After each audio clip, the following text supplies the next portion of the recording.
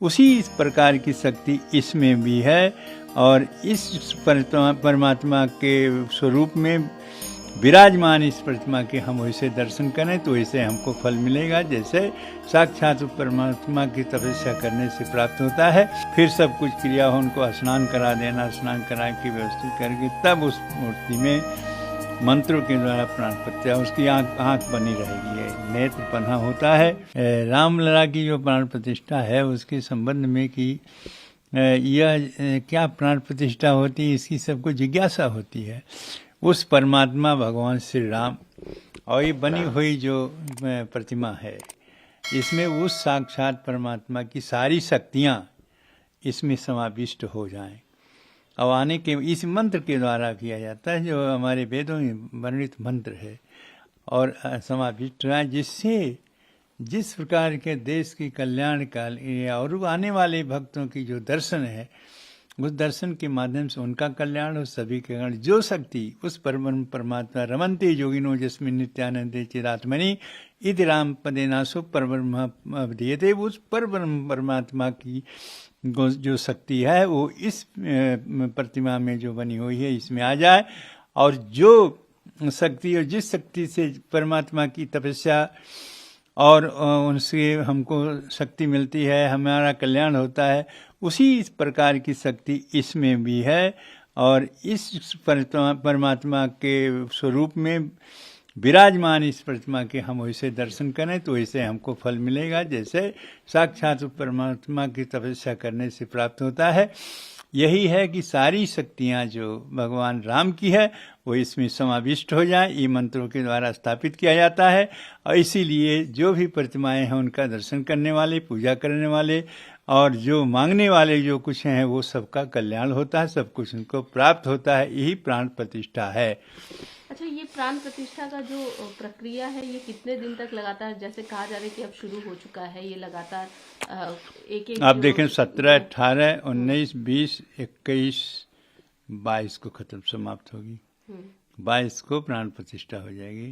तो इसी प्रकार से कोई 7 दिन, कोई 11 दिन, कोई 21 दिन, जिस प्रकार से होती है उसका उसी रूप से विषम दिनों में उसका किया जाता है। या तो 7 हो जाए या 21 हो जाए, और इसके प्रकार से या 11 हो जाए, इस तरह से सम तिथियों में, सम दिनों में उसकी पूर्ति की जाती है, जो 17 से शुरू है और ये 22 को समाप्त होगा। लोगों के मन में एक जिज्ञासा है कि प्राण प्रतिष्ठा कैसे, मतलब किस तरीके से, ये जो क्या क्या शुरुआत में कैसे होता है, क्या होता है, लोग जानना चाहते हैं, क्योंकि रामलला की प्राण प्रतिष्ठा अब जानने के लिए जब प्रत्यक्ष रूप से सब हो रहा है तो इस पे जानने की मैं बताऊं, उसको जानने की अपेक्षा सब प्रत्यक्ष देख सकते हैं कि कलश यात्रा हुई, उसके बाद मूर्ति का जो ये नगर भ्रमण हुआ, उसके बाद में सरजू में स्नान हुआ, सरजू के जल लेकर के आए,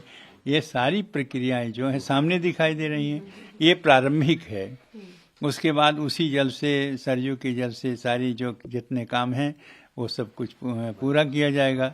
तो सब पूरा करने के बाद में तब यह 6 दिन तक चलता रहेगा, और अंतिम में 22 तारीख को पूर्णतया उस प्राण प्रतिष्ठा की जो मूर्ति है उसको जलाधिवास, उसको दुग्धाधिवास, उसको रखना, उसमें मतलब उसी में रखना, पुष्पाधिवास फूल में रखना, औषधि अस्पाद औषधि में रखना, अन्नाधिवास अन्न में रखना, फिर सब कुछ क्रिया हो, उनको स्नान करा देना, स्नान करा के व्यवस्थित करके तब उस मूर्ति में मंत्रों के द्वारा प्राण प्रतिष्ठा, उसकी आँख बनी रहेगी, है नेत्र पन्हा होता है।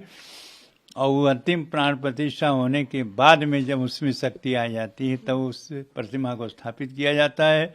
स्थापित करने के बाद मंत्रों द्वारा तब वो प्रतिमा हटाया जाता है, और हटाने के बाद शीशा दिखाया जाता है, फिर उसमें काजल लगाया जाता है। ये व्यवस्थाएं ये अंतिम है, और उसके बाद में तो दर्शन शुरू हो जाता है सबके लिए। एक सवाल एक प्रश्न है कि शीशा दिखाया जाता है पहले। जी, ऐसा क्या है, क्या वजह है? जो शक्ति उसमें आती है किसी ऐसे आदमी की न पड़े जो कमजोर हों और कहीं उनके अनिष्ट न हो जाए, इसलिए वो अपना मुख स्वयं देख लें। भगवान अपने शीशे में अपने चेहरे को स्वयं देख लें। जिससे किसी को वह जो तेज निकलता है नेत्र खोलने के बाद वो किसी के ऊपर न पड़ जाए, जो कमज़ोर हो और शक्तिशाली न हो उसको क्षति पहुंच जाए। इसलिए उसको शीशा दिखा दे, प्रभु आप अपना मुंह स्वयं देख लें आप कैसे हैं, ठीक है ना। और उसके बाद काजल लगा देता है, दूसरे नज़र न लगे। जब उनके प्रतिभा के दर्शन करें तो नज़र न लगे, नज़र से बचने के लिए।